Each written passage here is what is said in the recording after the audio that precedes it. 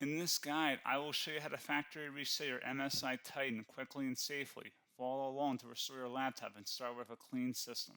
So this should hopefully be a pretty straightforward process, guys, and without further ado, let's go ahead and jump right into it. It's supposed to not delete your personal files. I strongly suggest that you create a backup of any important files or documents before you proceed, because even though it might say that it's going to save your personal files, there's no guarantees that it will, so just keep that in mind, and we're going to go ahead and jump right into it. So we're going to go ahead and start by right-clicking on the Windows Start menu, and we're going to select the settings. You want to select System, and then on the right side, scroll down until you get to Recovery. Reset Advanced Startup Previous Version of Windows. Go ahead and open that up. So we're going to start by going underneath Recovery Options, reset this PC. Choose to keep or remove your personal files, then reinstall Windows. Go ahead and select Reset PC. Underneath Choose an option, Keep My Files removes apps and settings but keeps your personal files. Now, like I said, there's no guarantee, but you still want to create a backup, but we are going to select that for today's tutorial here. And it's going to ask how would you like to reinstall Windows. I usually do a local reinstall, so that's what I'm going to select. And current settings is going to reinstall Windows from this device, and then we're going to select next again. This shouldn't take too long here, guys.